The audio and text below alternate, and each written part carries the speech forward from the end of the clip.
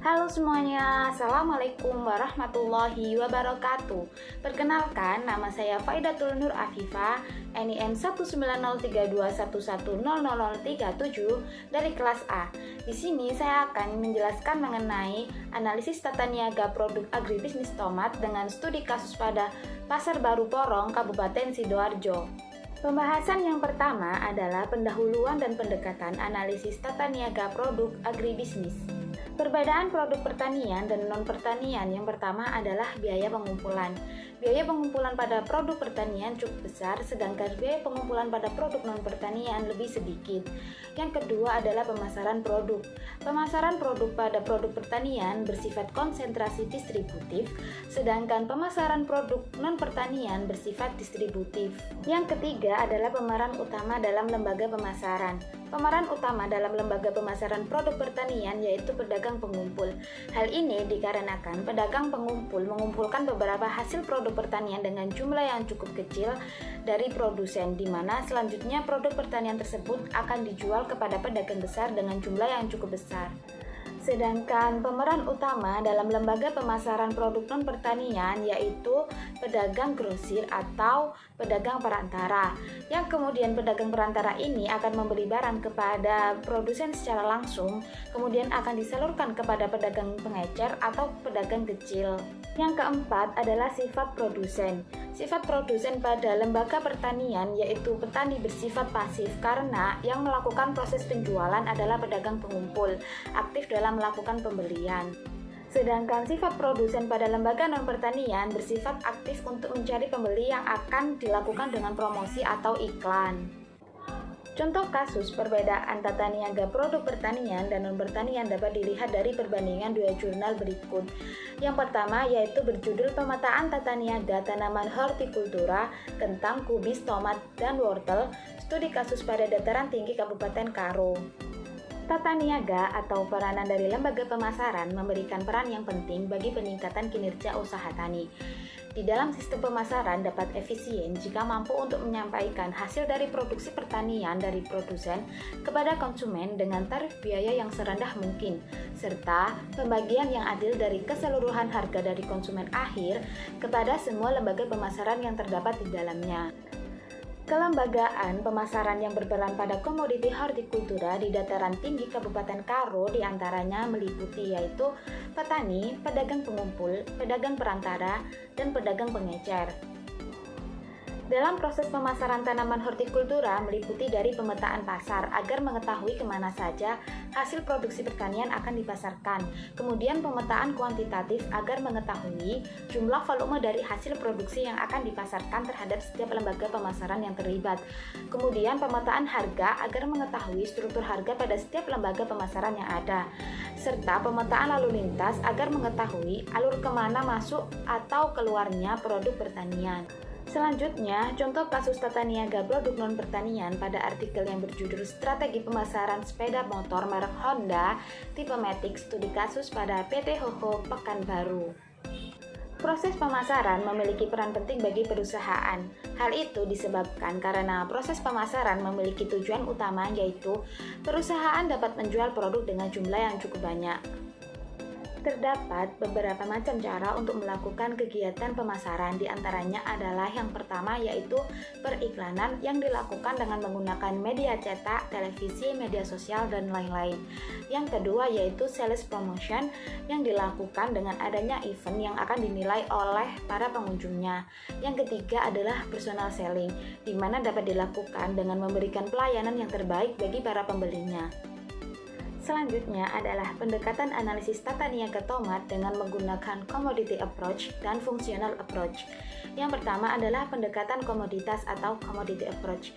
Ciri-ciri dan kegunaan dari tomat sendiri yaitu tomat dapat dijadikan sebagai bahan pelengkap dan bahan penyedap untuk makanan. Perilaku pasca panen dari komoditas tomat dapat didistribusikan kepada industri, contohnya yang akan dijadikan sebagai bahan baku utama untuk pembuatan saus tomat. Tomat sendiri merupakan salah satu komoditas yang mudah busuk atau tidak bisa bertahan dengan lama. Untuk meminimalisir adanya pembusukan pada tomat, maka perilaku pasca panen dari komoditas tomat sendiri dilakukan dengan penyimpanan pada ruangan yang terbuka di mana bersuhu sekitar 13 derajat sampai dengan 21 derajat Celcius. Kemudian, pendekatan fungsi atau functional approach yang terdiri dari fungsi pertukaran, fungsi fisik, dan fungsi fasilitas. Pada lembaga pemasaran tengkulak memiliki fungsi pertukaran yang meliputi dari fungsi penjualan dan pembelian dengan memasok tomat di berbagai daerah. Fungsi fisik yang dilakukan oleh tengkulak yaitu meliputi dari fungsi pengangkutan dan fungsi penyimpanan. Fungsi pengangkutan dilakukan dengan cara mengangkut komoditas tomat dengan menggunakan pick up dari petani menuju ke pasar. Penyimpanan dari komoditas tomat dilakukan dengan menyimpan di wadah yang terbuka, kemudian akan disalurkan secara langsung kepada pedagang besar. Sedangkan fungsi fasilitas yang digunakan oleh lembaga pemasaran tengkulak meliputi dari informasi pasar, penanggungan risiko, dan standarisasi. Fungsi informasi pasar yang diperoleh biasanya mengenai pada permasalahan harga dan fakta yang terdapat di pasar.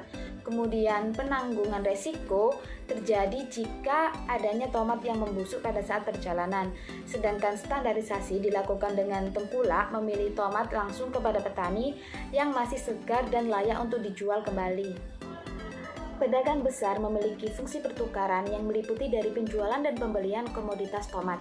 Kemudian, pedagang besar juga melakukan fungsi fisik yang meliputi dari pengangkutan dan penyimpanan. Pengangkutan komoditas tomat dilakukan dengan menggunakan sepeda motor 3. Kemudian, fungsi penyimpanan dari tomat dilakukan dengan menyimpan pada wadah atau tempat yang terbuka secara langsung. Pedagang besar juga memiliki fungsi fasilitas yang terdiri dari standarisasi di mana pedagang besar melakukan pemilihan komoditas tomat yang masih segar dan layak untuk dijual kembali kepada pedagang pengecer. Pedagang pengecer memiliki fungsi pertukaran yang meliputi dari penjualan dan pembelian komoditas tomat. Selanjutnya, pedagang pengecer juga memiliki fungsi fisik yang terdiri dari pengangkutan dan penyimpanan komoditas tomat. Pengangkutan dari komoditas tomat ini dilakukan dengan membawa sepeda motor. Kemudian, pedagang pengecer juga memiliki fungsi fasilitas yang terdiri dari informasi pasar, penanggungan risiko, dan standarisasi. Informasi pasar yang diperoleh oleh pedagang pengecer adalah harga pemasaran dari komoditas tomat. Selanjutnya, standarisasi dilakukan dengan pemilihan tomat yang bagus. Nah, untuk penanggungan risiko sendiri dilakukan dengan pedagang pengecer menanggung risiko jika tomat yang dijual tidak habis. Pokok bahasan yang kedua adalah analisis struktur pasar atau market structure pada komoditas tomat di Pasar Baru Porong, Kabupaten Sidoarjo. Di sini saya menggunakan IHH atau Indeks Human Herfindahl. Dapat dilihat nama pedagang Ibu Wasiah memiliki jumlah pembelian 25 kg, Ibu Ana memiliki jumlah pembelian 20 kg, Ibu Muhaimina memiliki jumlah pembelian 10 kg, Ibu Supia memiliki jumlah pembelian 7 kg, dan Ibu Kasih memiliki jumlah pembelian 5 kg, sehingga total dari jumlah pembelian tersebut adalah 67 kg. Untuk menghitung konsentrasi rasio ini dapat dilakukan dengan cara jumlah pembelian dibagi dengan total pembelian. Misalnya yang pertama adalah jumlah pembelian 25 kg dibagi total pembelian 67 kg sama dengan 0,373. Yang kedua adalah 20 kg dibagi 67 kg sama dengan 0,299 dan seterusnya. Sehingga hasil dari konsentrasi rasio ini adalah 1. Untuk perhitungan IHH sendiri diperoleh dari konsentrasi rasio 1 kuadrat ditambah konsentrasi rasio 2 kuadrat ditambah konsentrasi rasio 3 kuadrat dan seterusnya.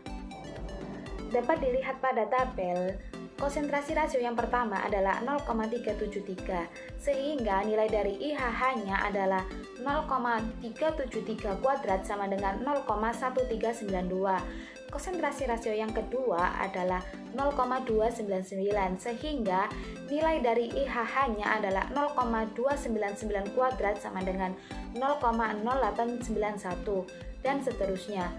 Sehingga nilai IHH diperoleh 0,2671. Untuk menghitung IHH persen dilakukan dengan cara IHH dikali 100, di mana IHH yang pertama adalah 0,1392 dikali 100 sama dengan 13,92, IHH yang kedua adalah 0,0891 dikali 100 sama dengan 8,91. Dapat disimpulkan bahwa hasil perhitungan IHH memiliki nilai 0,2671 sehingga termasuk pada kriteria 0 kurang dari IHH kurang dari 1 yang mengarah pada pasar oligopoli. Untuk selanjutnya adalah pembahasan yang ketiga, analisis perilaku pasar atau market conduct komoditas tomat yang berada di Pasar Baru Porong, Kabupaten Sidoarjo. Yang pertama adalah lembaga pemasaran yang terlibat. Lembaga pemasaran yang terlibat diantaranya adalah petani, tengkulak, pedagang besar, dan pedagang pengecer. Petani berperan sebagai produsen, tengkulak berperan sebagai penyalur komoditas kepada pedagang besar maupun ke pedagang pengecer, kemudian pedagang besar berperan untuk menyalurkan komoditas tomat ke pedagang pengecer, kemudian sedangkan pedagang pengecer berperan sebagai penyalur komoditas tomat ke konsumen. Yang kedua adalah jenis saluran pemasaran pada komoditas tomat di Pasar Baru Porong, Kabupaten Sidoarjo. Pada Pasar Baru Porong, Kabupaten Sidoarjo ini memiliki 3 saluran pemasaran yang berbeda. Di antaranya adalah yang pertama, petani ke pedagang besar kemudian kepada konsumen. Saluran pemasaran yang kedua yaitu petani kepada tengkulak, kemudian kepada pedagang pengecer, kemudian kepada konsumen. Saluran pemasaran yang ketiga yaitu petani ke tengkulak, kemudian ke pedagang besar, kemudian kepada pedagang pengecer, kemudian ke konsumen. Selanjutnya adalah fungsi pemasaran yang disertai dengan biayanya. Fungsi pemasaran yang dilakukan oleh tengkulak memiliki fungsi pertukaran yang terdiri dari penjualan dan pembelian dari komoditas tomat dengan seharga Rp3.000 per kilogram dari petani. Kemudian tengkulak memiliki fungsi fisik yang terdiri dari fungsi pengangkutan dan fungsi penyimpanan. Pengangkutan komoditas tomat yang dilakukan oleh tengkulak menggunakan mobil pick up dengan biaya sekitar Rp700 sampai dengan Rp500 per kilogram. Kemudian, fungsi fasilitas yang dilakukan oleh tengkulak meliputi dari informasi pasar, penanggungan resiko, dan standarisasi dengan memilih tomat yang masih bagus. Selanjutnya adalah fungsi pemasaran dari pedagang besar yang meliputi dari fungsi pertukaran yang mencakup penjualan dan pembelian komoditas tomat dari tengkulak dengan seharga Rp4.000 per kilogram. Kemudian terdapat fungsi fisik yang mencakup penyimpanan dan pengangkutan komoditas tomat yang dilakukan dengan menggunakan sepeda motor roda 3 dengan perkiraan biaya yang dikeluarkan adalah Rp300 per kilogram. Fungsi fasilitas yang terdapat pada pedagang besar adalah dengan standarisasi memilih tomat yang masih bagus dan segar dan layak untuk dijual ke pedagang pengecer. Untuk selanjutnya adalah fungsi pemasaran dari pedagang pengecer, di mana terdapat fungsi pertukaran yang meliputi dari penjualan dan pembelian komoditas tomat dari pedagang besar dengan seharga Rp5.500 per kilogram. Kemudian terdapat juga fungsi fisik yang dilakukan oleh pedagang pengecer yaitu penyimpanan dan pengangkutan komoditas tomat yang dilakukan dengan menggunakan sepeda motor dengan perkiraan biaya yang dikeluarkan adalah Rp200 per kilogram. Fungsi fasilitas dari pedagang pengecer sendiri yaitu adanya informasi pasar, penanggungan risiko, serta standarisasi pemilihan tomat. Yang keempat adalah kebijakan dalam penentuan harga komoditas tomat di Pasar Baru Porong, Kabupaten Sidoarjo. Nah, kebijakan dalam penentuan harga dari beberapa pedagang ini dilakukan dengan secara penetapan harga sesuai dengan harga pasaran dan menghitung keuntungan yang didapatkan dari setiap lembaga pemasaran. Lembaga pemasaran tengkulak mematok harga dengan sebesar Rp3.000 per kilogram, akan tetapi terjadi proses tawar-menawar antara pedagang besar dengan tengkulak sehingga diperoleh dan disepakati dengan seharga Rp2.500 per kilogram. Kemudian pedagang pengecer mematok tomat dengan pedagang besar di mana harga yang telah ditentukan yaitu sebesar Rp5.500 kg yang telah disetujui oleh kedua belah pihak. Selanjutnya adalah sistem pembayaran. Sistem pembayaran yang dilakukan oleh setiap lembaga pemasaran yaitu menggunakan secara langsung atau tunai. Sedangkan pada salah satu lembaga pemasaran, yaitu pedagang pengecer, melakukan pembayaran dengan uang muka 50% atau 70% yang kemudian akan dilunasi pada saat keesokan harinya. Pokok bahasan yang keempat adalah analisis penampilan pasar atau market performance pada komoditas tomat di Pasar Baru Porong, Kabupaten Sidoarjo, yang terdiri dari margin pemasaran dan farmer share. Margin pemasaran dari saluran pemasaran ke-1 diperoleh sebesar Rp3.000 per kilogram pada tingkat petani.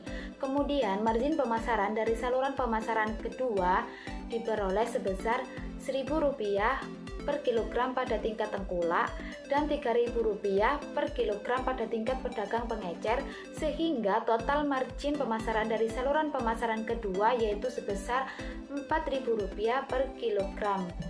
Sedangkan margin pemasaran dari saluran pemasaran ketiga diperoleh sebesar Rp1.000 per kilogram pada tingkat tengkulak, kemudian Rp1.500 per kilogram pada tingkat pedagang besar, dan Rp2.500 per kilogram pada tingkat pedagang pengecer, sehingga diperoleh total margin yaitu sebesar Rp4.500 per kilogram. Farmer share merupakan persentase harga jual dari petani terhadap harga yang harus dibayar oleh seorang konsumen. Berdasarkan tabel di atas, maka dapat diketahui bahwa farmer share pada tata niaga komoditas tomat di Pasar Baru Porong, Kabupaten Sidoarjo pada saluran 1 yaitu sebesar 50%, pada saluran kedua yaitu sebesar 42%, sedangkan pada saluran yang ketiga yaitu sebesar 37,5%. Sekian dari saya, apabila terdapat kesalahan maupun kekurangan, mohon maaf yang sebesar-besarnya. Wassalamualaikum warahmatullahi wabarakatuh.